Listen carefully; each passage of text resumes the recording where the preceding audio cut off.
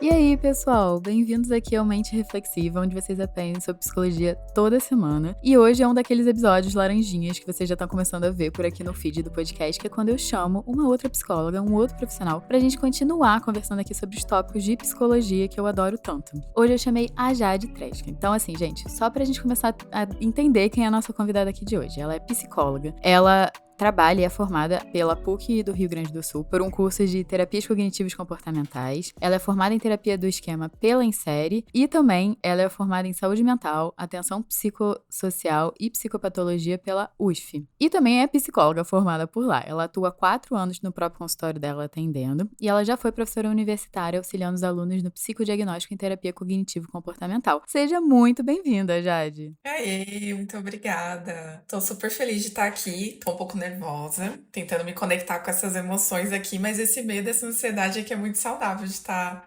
aqui e poder conversar sobre esse assunto tão legal. Ai, que bom, assim, eu agradeço muito você ter aceitado o convite, assim, eu super entendo que dá um nervosismo, assim, a gente gravar os nossos primeiros podcasts, estar aqui como psicóloga, então eu espero que você se sinta super acolhida aqui pelo Mente Reflexiva, que estamos todos muito animados com esse convite. Para começar o nosso assunto, né, que fez todo mundo clicar aqui nesse episódio, que é sobre emoção. Atualmente na internet tem se falado muito sobre emoção, eu vejo pessoas, tanto da saúde mental, quanto não, que não são da saúde mental, e eu acho que para todo mundo aqui partir do mesmo ponto aqui no episódio. Eu queria te perguntar o básico, mas aquele básico que é importante todo mundo saber, que é o que são as emoções para psicologia, pra gente começar a nossa conversa aqui hoje. Vamos começar do começo, então, né?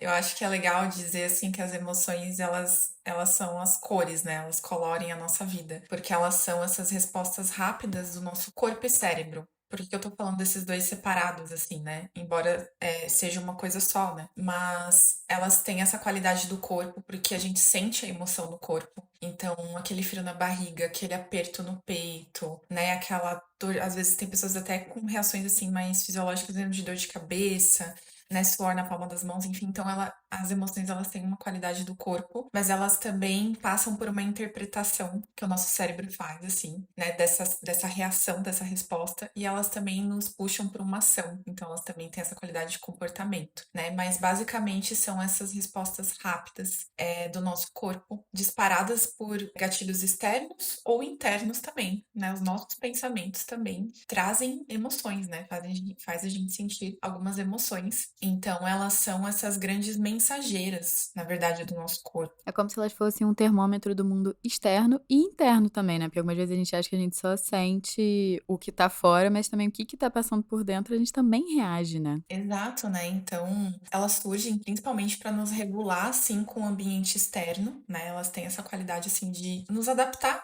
ao ambiente, né? Elas estão ligadas à nossa sobrevivência, né? Mas também elas são eliciadas por gatilhos internos, né? Então, às vezes nada tá acontecendo no externo, mas uma lembrança, né, de algo doloroso, né, algo traumático, enfim, já é o suficiente para disparar uma série de emoções, né, pra gente sentir essas emoções no nosso corpo, enfim. Então, tem esses dois fatores, assim, né, tanto do regulando a gente pro externo quanto do interno também. E você falou que as emoções estão aqui pra regular, né? Pra meio que ajustar a nossa temperatura ao ambiente que a gente tá. E aí eu fiquei pensando muito em inteligência emocional, né? Atualmente se fala sobre inteligência emocional, assim, quem é inteligente emocional, enfim. Eu queria te perguntar o que é inteligência emocional dito por uma psicóloga, né? Dentro da psicologia. E se isso se conecta também nessa forma de expressar e sentir emoções.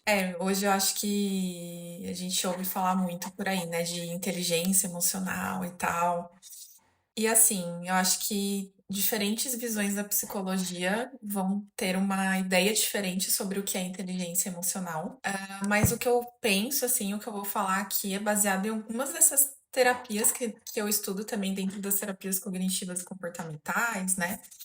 Baseado muito assim na terapia focada na emoção e também na terapia do esquema, que nos diz que assim, basicamente inteligência emocional é a gente entender qual que é a mensagem que aquela emoção quer nos dizer, assim. Então, inteligência emocional é conseguir se conectar com emoções importantes, primárias, que a gente vai falar um pouquinho também o que que é isso, que nos dizem, assim, de quais são as nossas necessidades, né? O que que tá faltando? O que que eu tô precisando nesse momento? E quando eu consigo me conectar com isso, e eu consigo entender, nossa, o que que é importante pra mim, o que que essa emoção tá querendo me dizer, né? Do que tá faltando e o que eu preciso buscar. Aí sim eu tô falando em regulação emocional e eu tô falando em inteligência emocional também, né?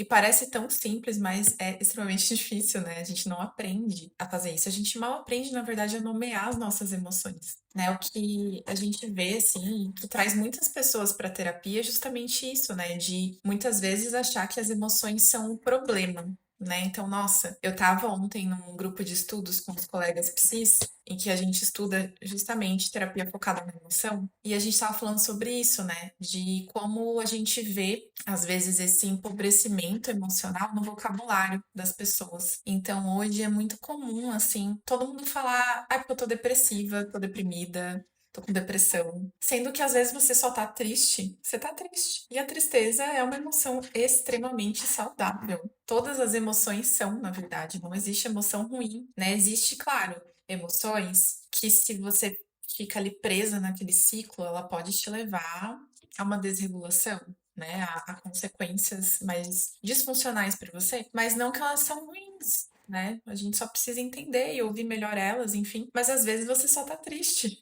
E tudo bem, vamos ouvir essa tristeza, o que que ela quer te dizer, o que que ela tá tentando comunicar do que você perdeu, do que tá faltando, né? Talvez ela esteja te pedindo um momento de recolhimento, né? E por que que isso é tão difícil? E depressão é uma outra coisa, né? Depressão é quando essa tristeza, ela se cronifica muito, né? Assim, é quando vai até para uma certa melancolia, enfim, você não consegue sair daquilo e uma série de outros sintomas, então é muito diferente, né? O que eu vejo é que não só tem uma dificuldade de nomeação, né, que eu acho que é uma parte muito importante da terapia, da gente ensinar os nossos pacientes a nomearem, né, o que está se passando internamente, mas de uma baixa tolerância também para sentir isso que você está me falando, né? O que que é essa tristeza?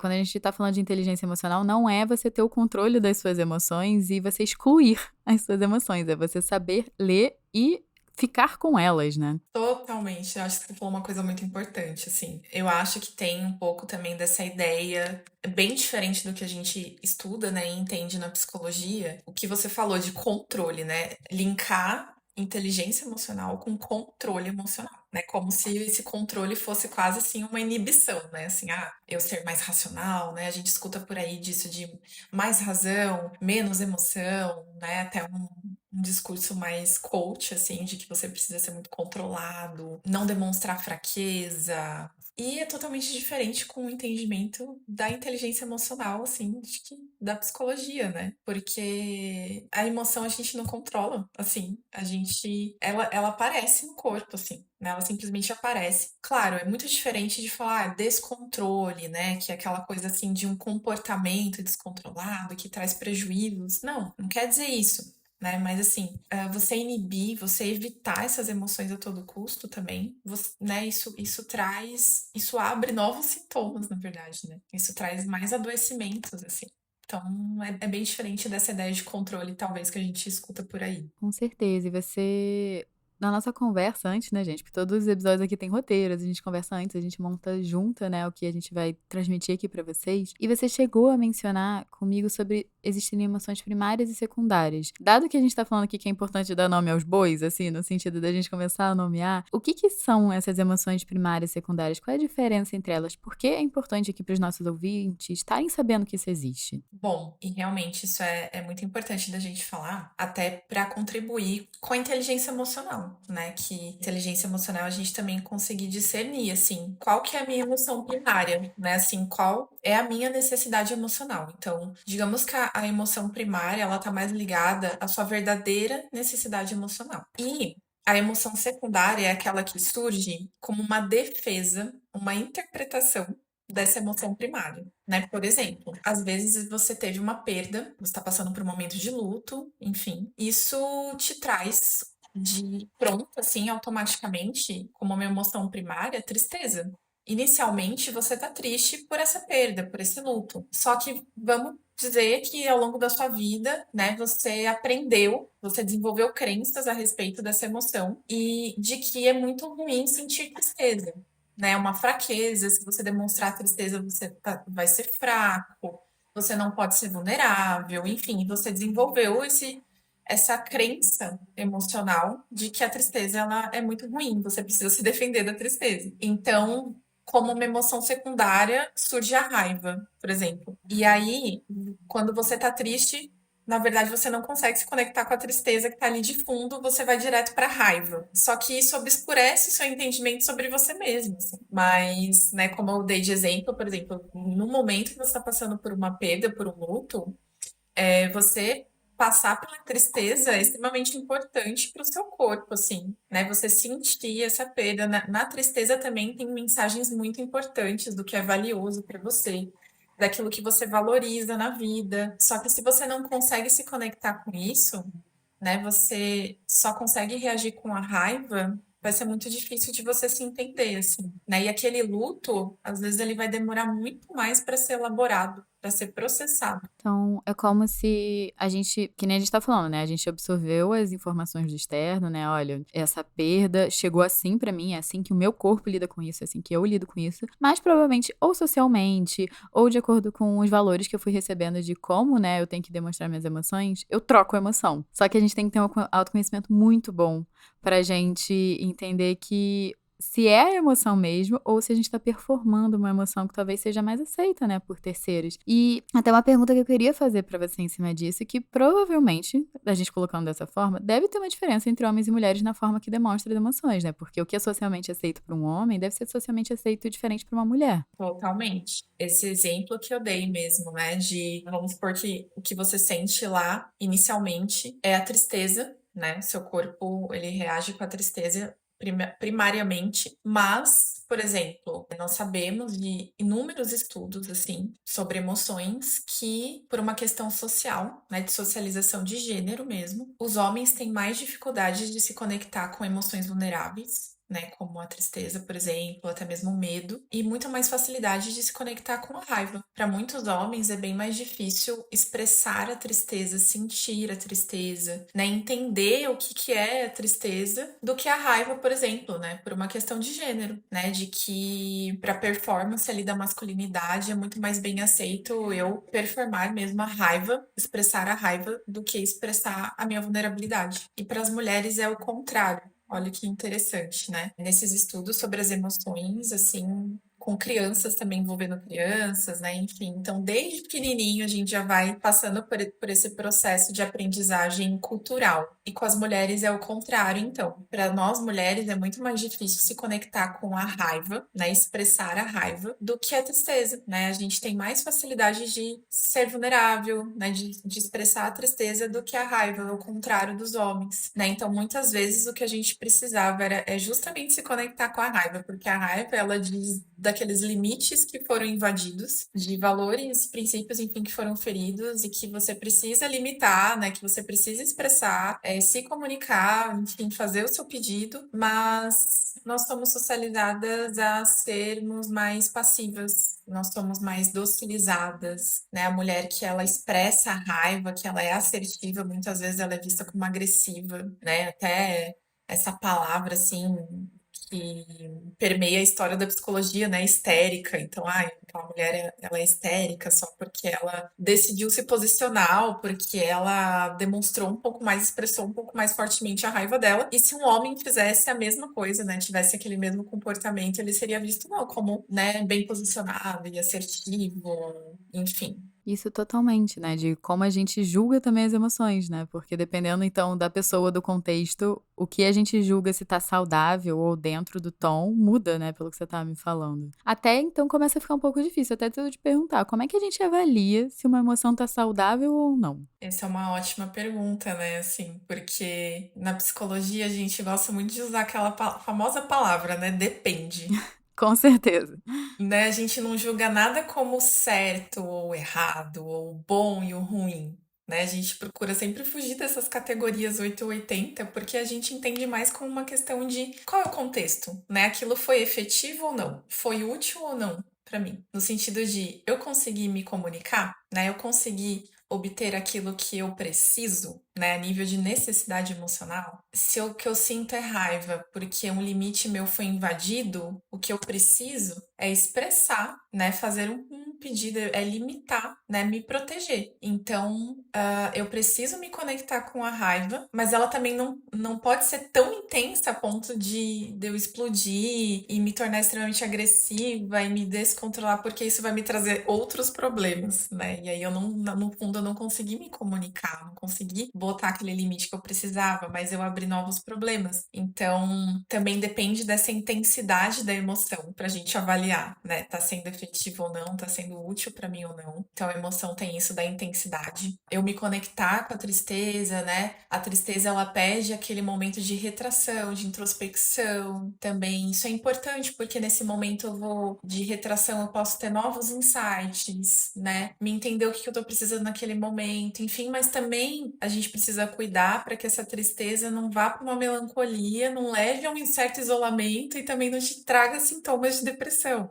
Né? Então, tá vendo? É uma questão da intensidade também. Então, tem a ver com tudo isso, assim, né? Se essa emoção, ela tá sendo adaptativa ou não pra mim, na medida que ela tá fazendo com que eu consiga me expressar, né? Eu tô conseguindo me adaptar àquele ambiente, eu tô conseguindo me comunicar, eu tô conseguindo tomar a decisão que eu preciso tomar, então ela tá sendo saudável pra mim. Então eu tô conseguindo me conectar de fato com as emoções primárias, né? Importantes, assim. Que conectando com o que você disse no começo do episódio, né, as emoções elas são mensageiras, então elas estão tentando comunicar algo. Então, pra gente ver se tá saudável, se tá adequado, é se a gente tá conseguindo advogar, né? Ser o advogado das necessidades que a gente tem. Seja de a gente ficar mais sozinho e aí a gente se defender, né? Digamos assim, do tipo, olha, eu não vou aceitar sair com ninguém e tudo mais. Ou se eu fiquei com raiva, eu consegui falar, né, o que tá me machucando, o que eu não gostei que foi feito. Então é a gente saber usar as emoções e a gente lutar pelo que elas estão querendo que a gente faça, mais ou menos isso. Sim, né? Pelo que o nosso corpo tá pedindo, que a gente tá precisando, né? Porque é isso, né? Novamente, assim, a mensagem mais importante, talvez, assim, da inteligência emocional é que as emoções, elas não são um problema.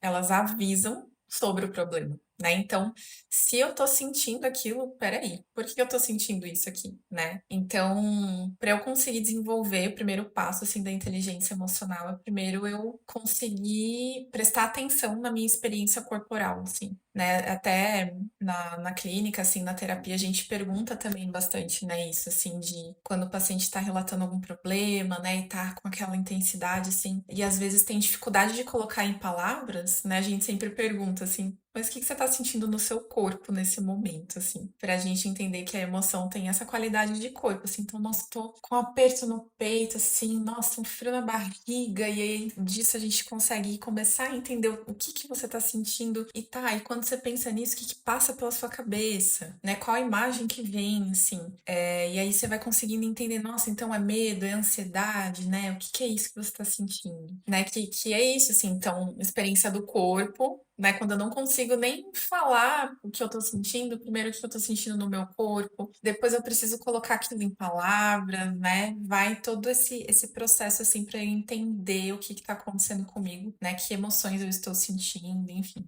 Isso que você tá falando é muito importante, que eu acho que muitas vezes a gente é muito desconexo, né, com o que o corpo dá vontade de fazer, o que o corpo tá sentindo, com a emoção, né? A gente pensa que tá tudo na cabeça. Isso é um exercício que eu sugiro para os pacientes, eu até tento fazer comigo, mas, gente, não é fácil. Que é, ai, tô, sei lá, tô me sentindo mais pra baixo, ou tô me sentindo mais rápido. O que que meu corpo quer? O que que meu corpo quer fazer? O que me dá vontade de fazer? E pra isso a gente tem que parar um pouquinho, né? Não é do tipo, vamos no automático que a gente vai, vamos vivendo a vida que a gente vai descobrir. A gente tem que dar uma parada pra entender o que que o nosso corpo quer que a gente faça com isso. E aí, Jade, você começou a me contar um pouco como processar melhor essas emoções. E quais são outras dicas que você pode dar para os nossos ouvintes de como eles podem processar melhor as emoções deles e entender melhor as emoções dele, né? Pra gente talvez desenvolver um pouco mais o que a gente agora tá chamando de inteligência emocional, né? Tirando todos esses outros estereotipos. Antes de falar sobre isso, né? Também quando você perguntou, tá, quando que é saudável, né? Quando que não é, assim. E eu falei sobre algumas coisas, né? Decisão. Eu consegui, né? A emoção ela é saudável na medida que ela me leva a tomar uma decisão que é importante pra mim, né? Que é resolução do conflito em si, né? Me comunicar, me adaptar ao ambiente, né? Mas também tem uma coisa muito importante, né? Que acho que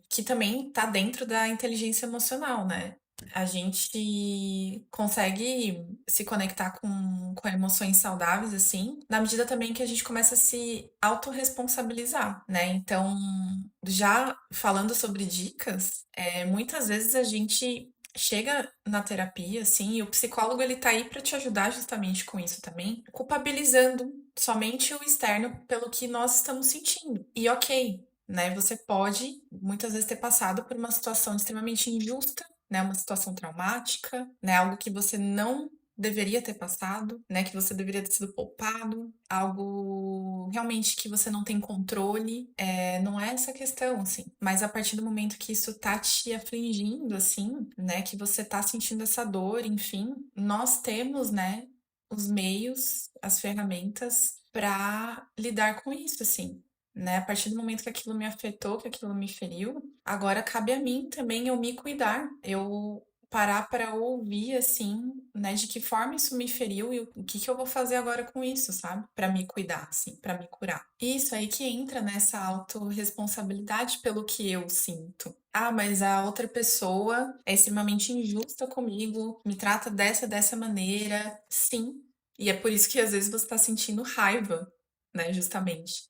E que é importante você sentir raiva, porque se é uma situação injusta que tá te ferindo, a raiva tá te dizendo, isso não é bom pra você, né? A raiva tá pedindo que você tome alguma decisão, que você expresse, que você comunique, que você coloque aqueles limites. E isso é a sua responsabilidade, por mais difícil que seja, né? Ou que você se retire desse lugar, né? Que você se retire dessa situação que não é boa pra você, que te fere, né? E aí que é o que entra nisso de autorresponsabilidade, assim que eu falei aqui, né? Então, digamos que quase que o passo final, assim, desse processo de inteligência emocional, de regulação emocional, que é tomada de decisão, que é ser agente, assim. Eu gostei que você trouxe desse autocuidado, né, que a gente tá falando, que essa responsabilização os outros podem gerar emoção na gente, mas a gente tem que também cuidar das nossas emoções. A gente também tem responsabilidade em como a gente reage e em como a gente lida com as situações. Porque, infelizmente, a gente também vai ter que falar um pouco aqui sobre controle, que é a gente não controla o que o mundo faz com a gente, mas a gente controla como a gente responde ao mundo. E as nossas emoções estão aí até pra nos guiar o que que a gente precisa fazer pra gente cuidar da gente. É se afastar? É se aproximar? É lutar? É intermediar? É saber equilibrar os pratinhos? As emoções, elas vão guiar qual é o posicionamento correto pra você. E, de novo, esqueçam certo e errado. Vamos começar a adaptar aqui ouvindo o podcast, que é o que é melhor para você. Perfeito, eu sempre falo isso, né? Qual é a sua necessidade? Qual é a necessidade da Ana Teresa? Qual é a necessidade da Jade, né? E às vezes são necessidades completamente diferentes, então são comportamentos totalmente diferentes. Às vezes a sua necessidade nesse momento é de retração, né? Eu preciso me retrair um pouco, elaborar, né? A minha necessidade nesse momento é conexão, então eu não sinto que eu preciso me retrair nesse momento. Então, assim, cada um tem a sua necessidade. Isso que você falou de autocuidado, achei bem legal, assim, pra gente se lembrar, né? Porque a gente vê, assim, nas redes sociais, TikTok, Instagram, enfim, essas trends, né? Assim, ai, do autocuidado, o glow up, né? Ai, eu tive um glow up e tal. E muitas vezes a gente tende a reduzir isso a coisas que são também muito gostosas e terapêuticas, né? Assim como produtinhos de beleza, fazer a skincare e tal. O glow up, né? Mudar o cabelo, enfim. Mas, gente, o verdadeiro glow up, né? O verdadeiro autocuidado envolve, às vezes, coisas bem desafiadoras, assim, bem difíceis, que é isso que a gente tá conversando aqui, né? De, nossa, eu aprendi a me retirar. Eu aprender a falar um não, eu aprender a limitar, né? Ou eu justamente não me encorajar a me conectar, né? E parar de me isolar e me conectar justamente com pessoas, assim, que são importantes pra mim, né? O ir em busca, me expor a novas situações que trazem, olha só, às vezes você vai se expor a novas situações que são importantes pra você, que são necessárias, você vai sentir medo, mas isso é bom, né? Não é porque você tá sentindo medo que é algo ruim, né? O medo, ele só diz pra você, putz, essa situação aqui é nova, mas vamos lá. Nem toda emoção difícil é ruim. Às vezes ela tá ali lado a lado do que é importante pra você, né? E aí tem algo muito legal de uma dessas terapias, né, que a gente também estuda assim atualmente, assim, nas cognitivas e comportamentais, que é a terapia de aceitação e compromisso, né? E que traz muito dessa ideia, assim, de tudo aquilo que é valioso pra você também traz uma parcelinha de dor, né? Porque também vai envolver riscos e exposição, então vai envolver um certo medinho, uma certa ansiedade, mas isso não quer dizer que é algo ruim, isso é bom. Então, às vezes sentir essas coisas difíceis também é autocuidado, assim, sabe? Enfim, eu acho que eu fui longe aqui.